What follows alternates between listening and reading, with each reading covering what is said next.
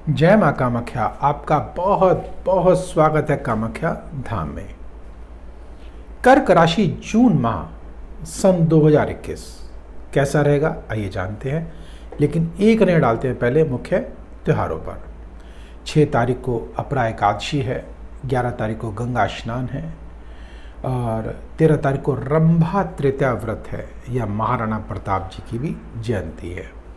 18 तारीख को घुमावती माता की जयंती है और 20 को गंगा दशहरा है और 21 तारीख को निर्जला एकादशी और 26 तारीख को ऋषभनाथ भगवान जी की जयंती। आइए अब एक नज़र डालते हैं ग्रह गोचर पर। कर्क राशि में मंगल देव की बात करें तो लग्न में ही नीच के होके विराजित हैं और सप्तम भाव पर शनिदेव समसप्तक दोष बना हुआ है इस माह। लेकिन अगर हम राहु की बात करें तो राहु जो है वह एकादश भाव में अचानक धन का योग बनाते हैं और लेकिन सप्तम दृष्टि से पंचम भाव को देख रहे हैं तो निस्संदेह यह संतान का भाव है। तो संतान पक्ष से कहीं ना कहीं हमको जो है कोई ना कोई कष्ट हमको हो सकता है। ऐसा ना हो इसके लिए हम एक उपाय करेंगे। उस उपाय को करने के उपरांत निश्चिततः जो भी अशुभता इस माह है वह शुभता में परिवर्तित हो जाएगी। और उन तारीखों को भी जानेंगे जिन तारीखों को हमको कार्य नहीं करना चाहिए, विघ्न बाधाएं हमको आ ही जाती हैं। हम सोचते कुछ हैं और हो कुछ जाता है। उन तारीखों में अवश्य होगा, उन तारीखों को जानेंगे और एक महत्वपूर्ण जानकारी आपको देंगे कि एक बार माँ लक्ष्मी जी और कुबेर जी धनहीन हो गए थे।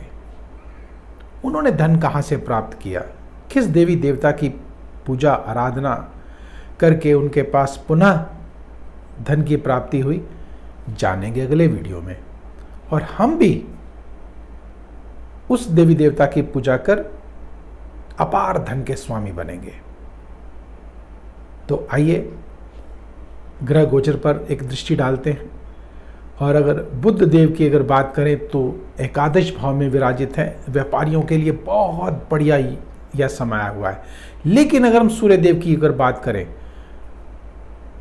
तो 15 तारीख को यह द्वादश भाव में चले जाएंगे, अर्थात मान सम्मान प्रतिष्ठा में हानि हमको अवश्य दिलाएंगे। सावधान रहने की आवश्यकता है। और शुक्रदेव वह 22 तारीख को मंगल देव के साथ पहुंच जाएंगे। तो ऐसे में निश्चित जो प्रेमी युगल है उनके लिए बहुत ही उत्तम माह यह होने जा रहा है। लेकिन 22 तारीख के बाद अर्थात मात्र 8 दिन ही आपको मिलेंगे।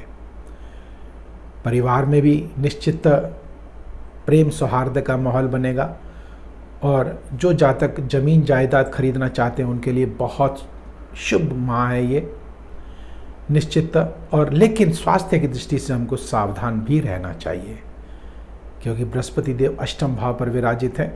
तो निस्संदेह हमको किसी न किसी बड़े रोग में लाके खड़ा कर सकते हैं। कोई ना कोई शत्रु, विराट शत्रु को बड़ा शत्रु हमारे समक्ष लाके खड़ा कर सकते हैं और कोई ना कोई जो हमारा रहस्य है वो उजागर हो सकता है। तो ऐसा ना हो इसके लिए एक छोटा सा उपाय पहले हम करते हैं और उसके बाद उन तारीखों को भी जानते हैं जिन तारीखों को हमको कार्य नहीं करना चाहिए। वह उपाय क्या है? सबसे पहले तो आप एक काम करिएगा कि माथे पर और नाभि पर हल्दी का टीका अवश्य लगाइए और अगर हो सके तो गंगा जल थोड़ा सा डाल करके और हल्दी डाल करके एक चुटकी स्नान करें और ओम ब्रह्म बृहस्पति का नाम अर्थात जाप आप जपते रहें तो निश्चित इस माह को आप मंगलमय अवश्य बना सकते हैं। बहुत साधारण से उपाय हैं जो आप घर पे कर सकते हैं। मैं उन्हीं उपायों को आपको करने की कोशिश कराता हूँ।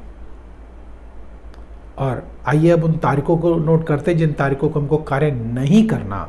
लेकिन उससे पहले वीडियो को लाइक करें, सब्सक्राइब करें और बेल बटन को अवश्य दबाएं जिससे अगला वीडियो आपके पास सबसे पहले पहुंचे और आप लाभान्वित हो सकें।